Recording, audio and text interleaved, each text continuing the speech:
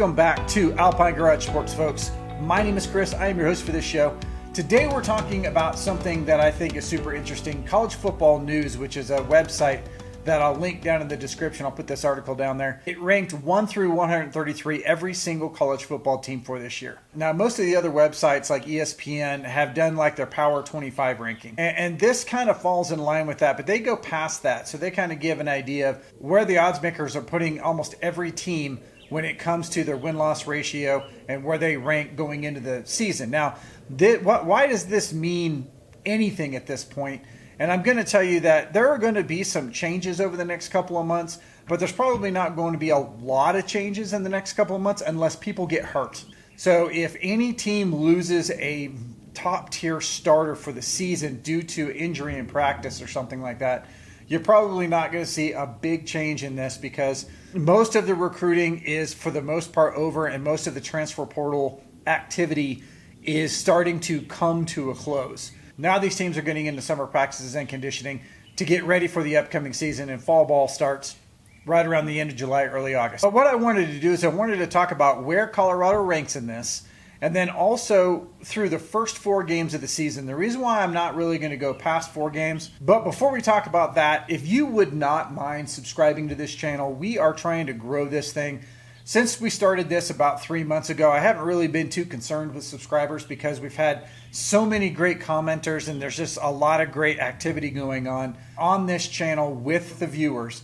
But I want to expand this even further. As we get into the season this year, I'm going to be at every home game, and I'm going to be doing maybe even some live streams on the away games.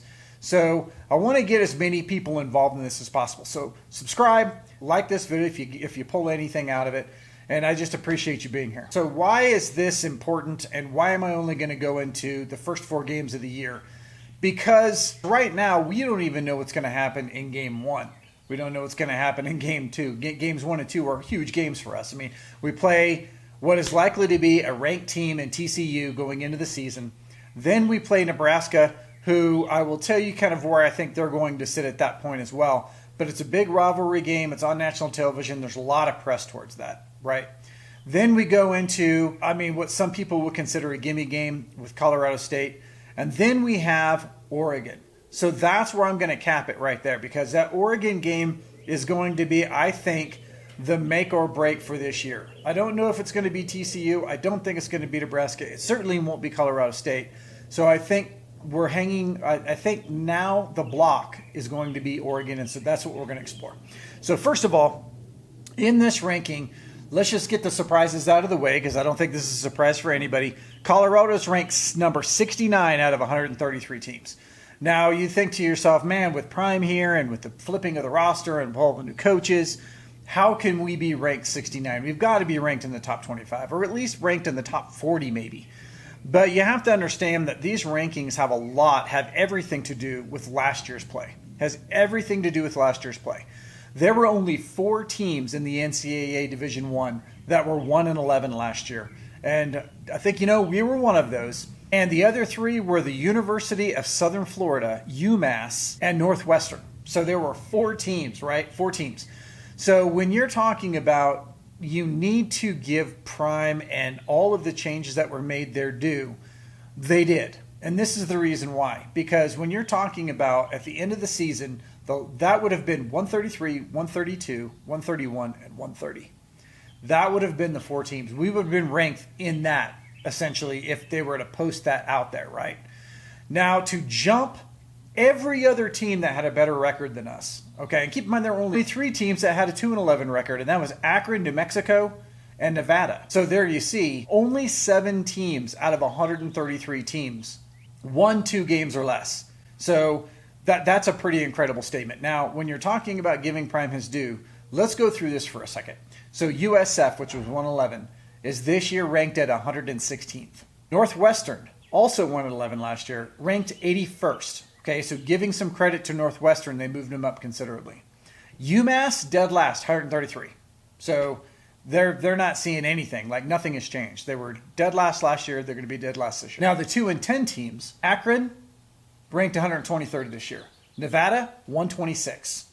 And New Mexico, 130. So New Mexico actually dropped it dropped from like 129th to 130th or whatever that would have been, right? These are all hypothetical play numbers that we're playing with here. But it's a nice topic of discussion because when you're talking about college football news, giving Prime and the University of Colorado credit for doing some flipping and some changes in the roster and stuff like that, that's a pretty big jump down to number 69. Now let's look at the other schools that we're either playing or are also in our division. You've got Stanford at 78. Cal is number 70. ASU, so Arizona State, 65. Arizona 51. Wazoo is number, I think they are 43. And then you get into the bigger schools. So you get into TCU is ranked 23rd. Oregon State is ranked 18th. Oregon State is ranked ahead of TCU, and TCU went to the national championship game last year, and they have their original quarterback back in Chandler Morris. University of Utah, number 16. Oregon is number 13. Washington, number 9, and USC, number 8. So as you can see, a lot of the teams that we are playing this year are in the top 20. And our out-of-conference schedule is even stacked with TCU in there as well. So that's the reason why I don't want to go past Oregon in this conversation. So let's just get to that really quick. So here's the way that I see it. So we go in to play TCU on September 2nd. And at this point, we are ranked, unranked, essentially, right? Or ranked in the 60s somewhere, but technically unranked. And we're playing a ranked TCU team on national television, okay? The TCU team that went to the national championship last year and then now has Chandler Morris back, essentially, even though they didn't make their run with Chandler Morris last year. Obviously, Colorado believes it's going to win. Obviously, TCU thinks that it's going to win. The odds makers think TCU is going to win. And every media outlet in existence thinks that TCU is going to win. So at this point, what does that look like? So last year when we played them, Chandler Morris was the starting quarterback for TCU. Chandler Morris went out in the first half of the game. We ended up at halftime 7-3 in that game. So we were down by 4 points in that game. In comes Max Duggan, kills us 38-13, and then goes on to go to the national championship game. So was it Max Duggan? Was it TCU? Would Chandler Morris have taken them as far as Max Duggan did last year? I'm gonna answer that question for me, and I'm gonna say no. Chandler Morris would not have taken them that far, even though he was a superior quarterback in camps, obviously, because he was the starter. So now he comes back to Colorado. He has an opportunity to put this in the bag and beat Colorado himself. There's a little motivation there for Chandler Morris and for TCU in that case. And we played them last year, so we actually have an idea of how they're going to be running their offense. They have no idea how we're going to be running ours. I mean, they can get some ideas by piecing some things together with the different coaches and the players that we have coming from different schools. But honestly, it's just a bunch of guesses until we get into the second half. So that first half, we have an opportunity to absolutely rout them until they can start figuring it out. And if they're a good coaching staff, they may actually hang in there in the second half. So that's why the first half of this game, the first half of the TCU game, is going to be the most important half we have for the entire year, because we have the opportunity to be unknown and we have the opportunity to put away last year's number 2 team in the country. Now, if we do that, and I think we will, okay, we will have just beaten the number 23-ish team in the country, and we are going to jump right into the top 25 on that first game.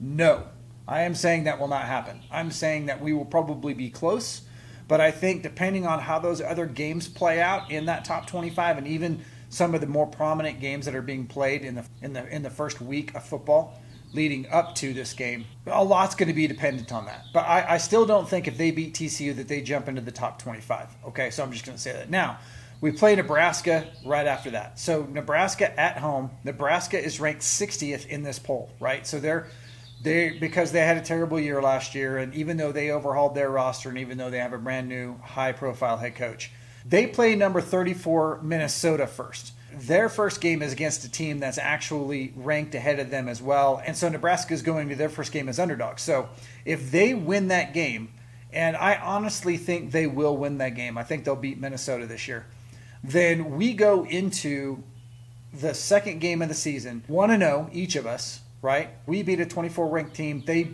beat a good Minnesota team that they were underdogs against. Going into this game, I think we beat Nebraska at home with no problem. Now, stating that, I think this is where we jump into the top 25. Okay, so even though Nebraska will not be ranked going into this game because they played a non-ranked team and beat them, I think that, and I don't think we're going to be ranked. I think being 2-0 against a top 25 team initially, that's going to put us in there. A lot has to do with the way the other teams play, but I honestly think that's going to happen at that point. So then we go into Colorado State ranked, I don't know, 23rd, 24th, 25th, something like that. We beat Colorado State pretty handily, and therefore we go 3-0 into Oregon. Now, Oregon, I think, like I said, I have stopped focusing on TCU so much and started focusing more on Oregon. Because if we lose TCU and we beat Nebraska and we beat Colorado State, then we are going to be 2-1 going into Oregon. Okay. Now, where is Oregon at that point? So Oregon plays Portland State, they play Texas Tech, and they play Hawaii before they play us. So when you're talking about Portland State and Hawaii, I think Oregon's going to put them away pretty easily. They're obviously going to be favored against Texas Tech, but Texas Tech is actually ranked going into their first game. Like top 23, 24, 25, somewhere in there. Texas Tech could land in that. If Texas Tech wins their first game and then Oregon beats them, then they could be ranked number 20th, 22 in the country when Oregon beats them. Oregon will have been ranked higher, but they will have beaten a ranked team. Oregon could be ranked in the top 10 at that point, okay? So, or really barely outside of the top 10, even though they're going in ranked 13, likely. So that's where I think the rubber hits the road. So you're talking about a potentially number 23, number 22, number 23 ranked Colorado team going against a 10, 11, 12 Oregon team. That's going to be a huge game, guys. And if we can beat Oregon, at Oregon, that is going to be huge. Now, do I think they are going to win? I'm not going to say. I'm not going to say right now. I got to look at it a little bit more.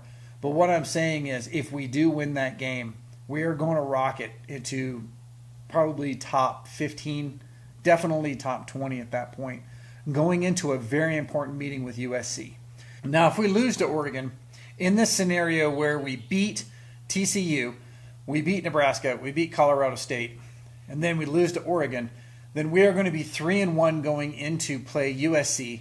And honestly, at that point, being ranked in the top 20-ish, playing Oregon and losing against Oregon, and Oregon being ranked 10, 11, 12, I don't think we're going to fall out of the top 25.